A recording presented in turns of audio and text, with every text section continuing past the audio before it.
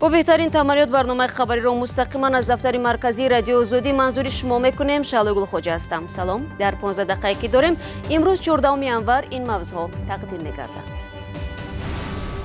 تغییرات کادری امسال از بزرگترین ولایت توجیکستان آغاز شد. گل محمدزاده رفت، حکیمزاده آمد.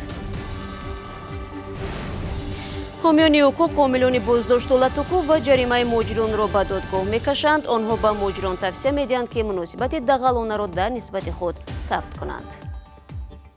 در صورت رخ دادن چنین حادثه‌ها حتما این رو به نوار گرفته هر چیز زودتر با یگان شخصی نزدیکترین یگان شخصی باورناک خود فرستید. و طبیبان میگویند به مکان زیستی بی‌سرپناهان تبدیل دادن آسایشگاه بیماران سیل در ناحیه وسه عمل نادرست است. اما شروع میکنم از یک خبر دیگر. دوستان ولایت مختار کوهستان بدخشان به تحقیق مناقشه میان کارمندان پلیس و یک گروه از ساکنان شهر خاروق شروع کرده است. در پی این حادثه که 13 январ رخ داد، یک ساکن خاروق از تیر پنیوماتیکی زخم دار شد. گفته می شود که او پسر افتخار خدایارov یک کارمند مستعفی پلیس است. با ادعای مقامات فرد مجروح شده علیه کارمندان پلیس از زور کار گرفته و در نسبتش از سلاح پنیوماتیکی استفاده شد. دفتر مطبوعاتی وزارت کارهای داخلی همچنین گفت آنهایی که نسبت کارمندان پلیس تهدید کردند چند نفر بودند و سنجش در نسبت اعمال آنها ادامه دارد. امروز امالی رحمان پرزیدنت تاجیکستان در ساختار حکومتی تغییرات کادری به عمل آورد. بر اساس فرمان و قرارهای رئیس جمهور رهبری خطلان کلانترین ولایت کشور دیگر شد. همزمان بعضی از سفیران نیز در دولت‌های خارجی تغییر یافتند. میرزا نبی خالقزاد موضوع را ادامه می‌دهد. تغییرات کادری در سال نو 2019 از ولایت خطلان از یک از ولایت‌های کلانترین تاجیکستان شروع شد. امروز رئیس جمهوری تاجیکستان رئیس این ولایت دولتشاه گل محمدوف را از وظیفه‌اش برکنار کرد و از سال 2014 به این طرف در این وظیفه کار می‌کرد. به جای او رئیس کمیته زمین‌شناسی و گیاه‌دزدی قربان حکیموف منصوب شد. رئیس نوی ولایت خطلان زاده ناحیه باباجان غفورов ولایت سوق بوده ختم کننده دانشگاه اگراری تاجیکستان به نام شیرینشاه شاتمیروف میباشد. او در سالهای 2013-2018 معاون اول رئیس ولایت خطلان بود و 13 январи سال گذشته رئیس کمیته دولتی اداره زمین و گیاه‌دزدی تاجیکستان تعیین گردید. کرسی رئیس کمیته دولتی اداره زمین و گیاه‌دزدی پس از آقای حکیمزاده حالا به معاون رئیس ولایت سوخت عارف خواجه‌زاده رسید. با فرمانهای دیگری رئیس جمهوری تاجیکستان نظیرمد علیزاده به سبب به کار دیگر گذاشته از مقام سفیر تاجیکستان در قزاقستان آزاد به خیرالله عبادزاده جایگزین او شده است. شیرعلی جانان سفیر تاجیکستان در پاکستان نیز از مقامش آزاد شد. در فرمان رئیس جمهوری تاجیکستان سبب برکناری او گذاشتن به کار دیگر گفته شده است، اما گفته نشده است که او در کدام مقام به فعالیت خود ادامه خواهد داد. هر سال در آستانه جلسه سالانه حکومت تاجیکستان در مطبوعات از ضرورت تغییرات کادری جدی صحبت می‌شود. طور تحلیلگران میگن نحوه تغییرات کادری در تاجیکستان تقریبا تخته شاهمات را به یاد میبرد. همان اسب، همان فیل، همان روح که اینها از جای به جای دیگر حرکت داده میشن ولی از صحن تخته بیرون نمیشن یا اینکه مات نمیشوند.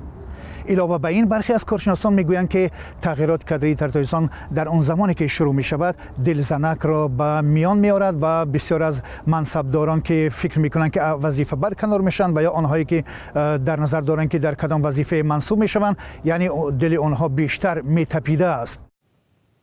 میرزا نبی خالقزاد گزارش میداد و بینندگان عزیز این خبر در حال تحول است. جزئیات بیشتر را در مورد تغییرات کادری در سامانه ما بخونید.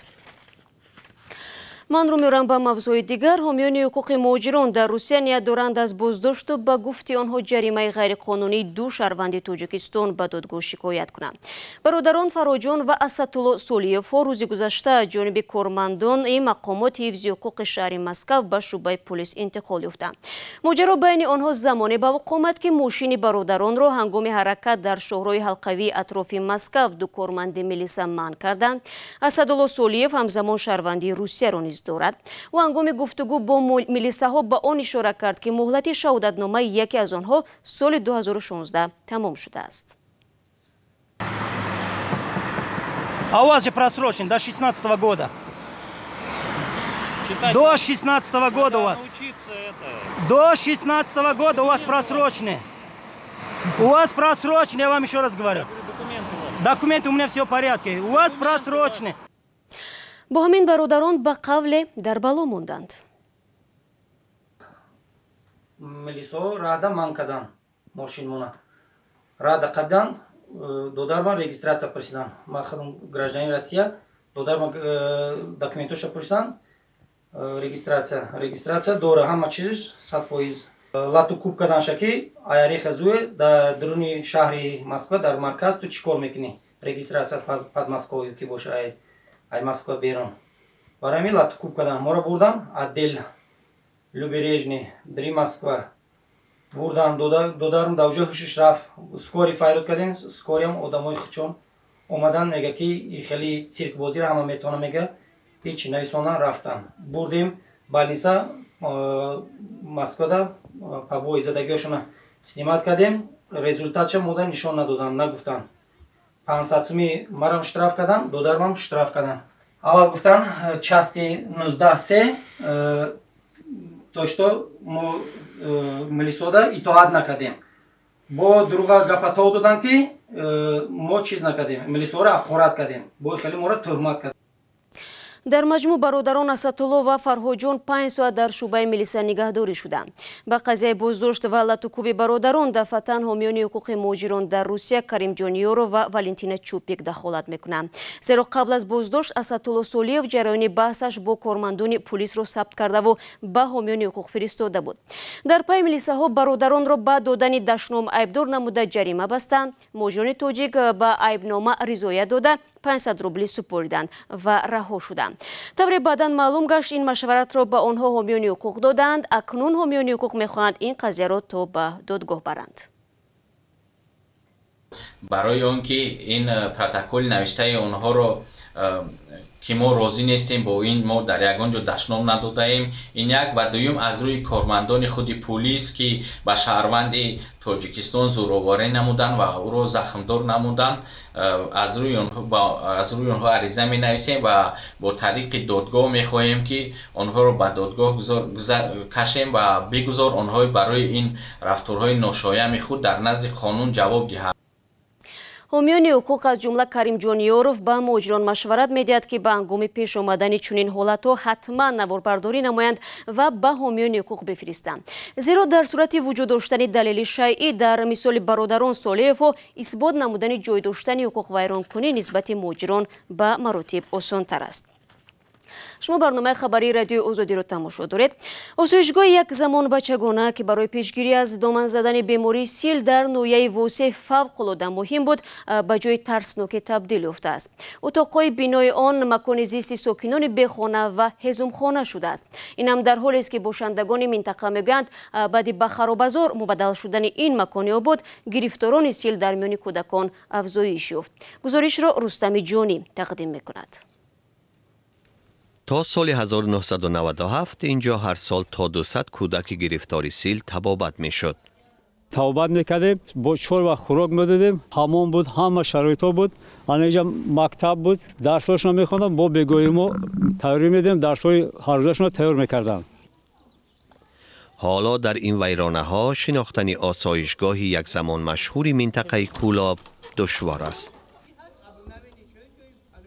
دو تا پیچ مخصوصی با امیش کار میکرد. یک تاشای طرف، یک تاشای طرف. شبانه روزی بگیم با گرمی تامین بدن گلکو. بنگاه های تیبی یا ویران و نیم ویرانه شدن یا به اقامتگاه مردم تبدیل یافتند. اینها شخصانی هستند که خانه ندارند. باید وقتی معین همه رو آورده 1 سال میسن، نیم سال میسن تو جای افتن شده همینجا جا میگیرن بعد میرن خانه کنن بعد میرن اینجا. خونم در نداشتم. صاحب 4 فرزندم. مردینه ندارم. همینجا آوردنم خیلی بستم گفتم بعد زمین بگیریم خونه کنیم بریم.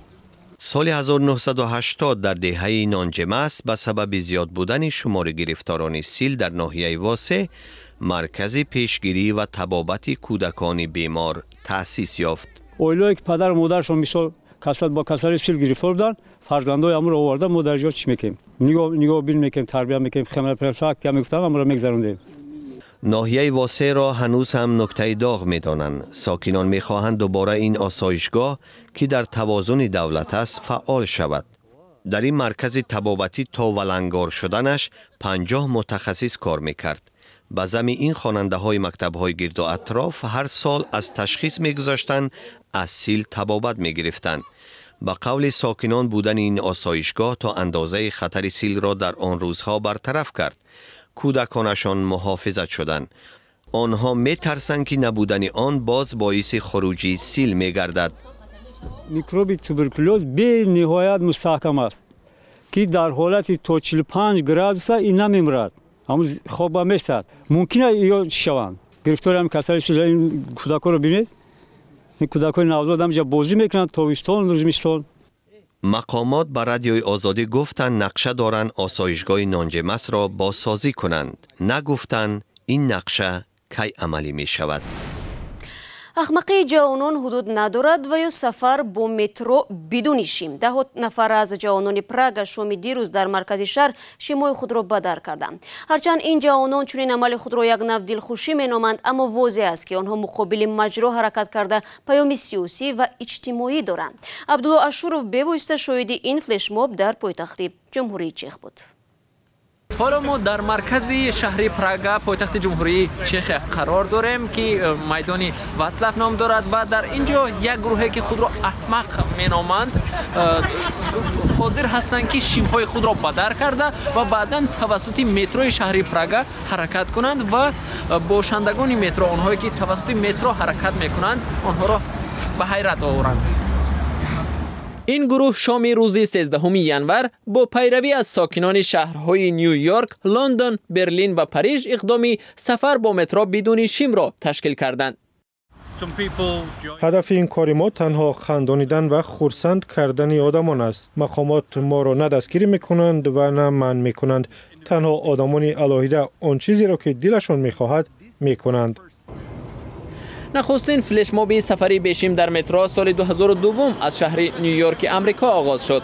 هر سال در نیمه اولی ماه ینور در شهرهای بزرگ جهان دایر می شود. بار چهارم است که در پراگ برگزار می شود.